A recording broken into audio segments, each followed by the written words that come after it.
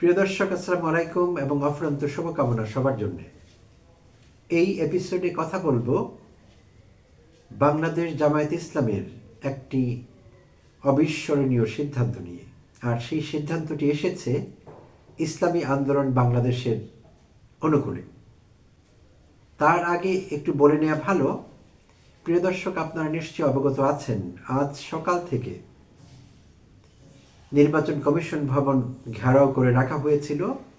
আর সেই ঘেরাও করছিলেন ছাত্র দলের নেতাকর্মীরা এবং তাদের পরিকল্পনা ছিল সারা রাত নির্বাচন কমিশন ভবন ঘেরাও করে রাখবেন, কারণ তাদের কিছু দাবি দেওয়া ছিল।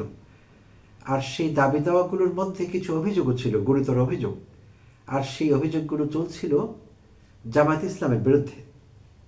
আর ইন্টারেস্টিংলি একই সঙ্গে বাংলাদেশ জামায়াত ইসলামের নেতাকর্মীরা নেতৃস্থানীয় কয়েকজন আজ সন্ধ্যায় দেখা করলেন প্রধান উপদেষ্টা অধ্যাপক ডক্টর মোহাম্মদ ইউনূসের সঙ্গে তার কার্যালয় যমুনায়। তো সেখানকারই খবর এটি, যমুনা থেকে মিটিং করে প্রধান উপদেষ্টার সঙ্গে তারা যখন বেরোলেন, তখন জামায়াতের নায়েবে আমির সৈয়দ আবদুল্লাহ মোহাম্মদ তাহের মিডিয়াকে ব্রিফ করলেন। তখন আমরা জানতে পারলাম তাদের একটি মহানুভবতার কথা জামায়াত ইসলামের, এবং সেইটি ইসলামী আন্দোলন বাংলাদেশের অনুকূলে। তার আগে বলে নেওয়া ভালো যে নিশ্চয়ই আমরা অবগত আছি এই 11 দলীয় জোটটি জামায়াতে ইসলামের নেতৃত্বে একটি নির্বাচনী মোর্চা বা জোট যাই বলি না কেন আমরা, সেটি হতে পারলো না। সর্বশেষ এটি ভেঙে পড়ল, যেভাবে হওয়ার কথা ছিল সেভাবে হলো না। ইসলামী আন্দোলন বাংলাদেশ সহ 11টি দল এবং সম্প্রতি জয়েন করেছিল জাতীয় নাগরিক পার্টি বা এনসিপি। প্রিয় দর্শক, সো আমরা গতকালই জানলাম যে ইসলামী আন্দোলন আর এই জোটে থাকছে না, তারা বেরিয়ে গেছে এবং তারা আলাদাভাবে নির্বাচন করছে এবং করবার সিদ্ধান্ত নিয়েছে। 268 আসনে তারা নির্বাচন করছে এবং প্রার্থিতা তারা রাখছে সেখানে। শুধু তাই না, ইসলামী আন্দোলন বাংলাদেশের পক্ষ থেকে বেশ কিছু বক্তব্য বাইরে ছড়িয়ে পড়েছে। জ্যেষ্ঠ নায়েবে আমির মুফতি সৈয়দ মোহাম্মদ ফয়জুল করিমও কথা বলছেন। খুব গুরুতর কিছু অভিযোগ জামাত ইসলামের বিরুদ্ধে তারা উত্থাপন করেছেন। তো এর মধ্যে একটি হলো যে জামাত ইসলাম প্রকৃত ইসলামী দল না, কারণ তারা ইসলামের প্রতিষ্ঠা চাচ্ছেন না জামাতের নেতৃবৃন্দ, কারণ তারা সম্প্রতি তাদের বক্তব্যে বলেছেন তারা শরিয়া আইন কায়েম করছেন না দেশে ক্ষমতা নিতে পারলে বা ক্ষমতায় যেতে পারলে। তো আরও কিছু গুরুতর অভিযোগ মুফতি ফয়জুল করিম ইতিমধ্যে একটি ভিডিও বোধহয় খুব অনেকেই দেখেছেন আপনারা, সেখানে গুরুতর কিছু অভিযোগ জামাত ইসলামের নেতৃবৃন্দের ব্যাপারে করা হয়েছে।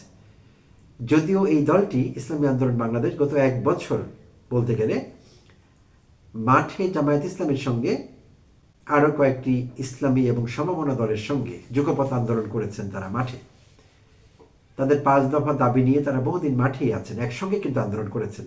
তখন ইসলামী আন্দোলন বাংলাদেশের কোনো সমস্যা হয়নি জামাত ইসলামের সঙ্গে যুগপৎ আন্দোলন করতে।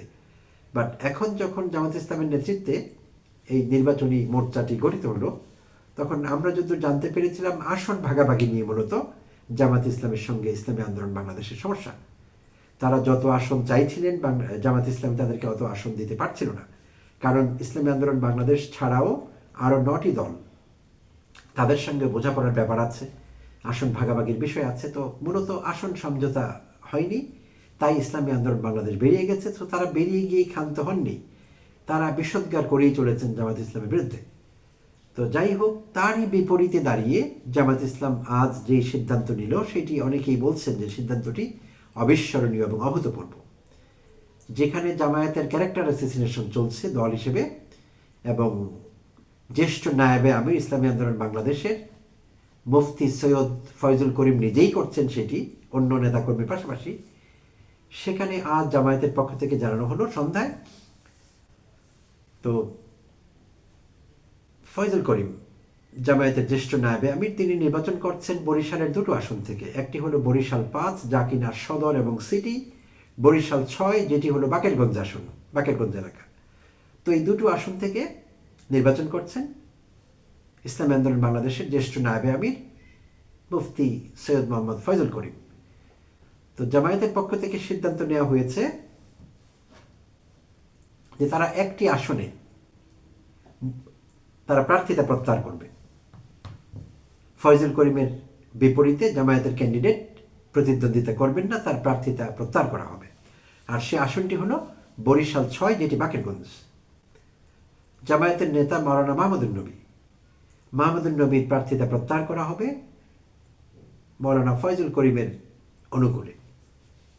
তার মানে বরিশাল 6 আসনটি বাকেরগঞ্জ তিনি বলতে গেলে বেশ ভালো একটি অবস্থানে থাকবেন, কারণ জামায়াত সেখানে প্রতিদ্বন্দ্বিতা করছে না। তো এবং সেটি তারা উল্লেখ করেছেন, এই যে সৌজন্যবশত করছেন তারা, এটি একটি কার্টিয়াস মুভ তাদের পক্ষ থেকে। তারা মৌলানা বা মুফতি ফয়জুল করিমের প্রতি সম্মান দেখিয়ে সৌজন্য প্রদর্শন করে তারা এই সিদ্ধান্ত নিয়েছেন জামায়াতের পক্ষ থেকে। তো এটি অনেককে বিস্মিত করেছে, কারণ ফয়জুল করিম নিজে যেসব অভিযোগ এনেছেন গতকাল থেকে আজ অবধি দুদিনে জামায়াত ইসলামের বিরুদ্ধে, সেটি গুরুতর অভিযোগ অনেকের দৃষ্টিতে। তাই এই পরিস্থিতিতে জামায়াত তার বিপরীতে তার অনুকূলে আসন ছেড়ে দিচ্ছে, প্রার্থিতা প্রত্যাহার করিয়ে দিচ্ছেন একজন প্রার্থীর, সেটি অনেকের মধ্যে বিস্ময় জাগিয়েছে এবং এটি এখন অনেকে আলোচনা করছেন। তো এটি একটি চমৎকার বিষয়, কারণ চাইলে জামায়াত ইসলামে কিন্তু একইভাবে ইসলামী আন্দোলন যে স্টাইলে গিয়েছে, তারা একেবারে জামায়াত ইসলামের বিষয়ে এখন আক্রমণাত্মক হয়ে উঠেছে।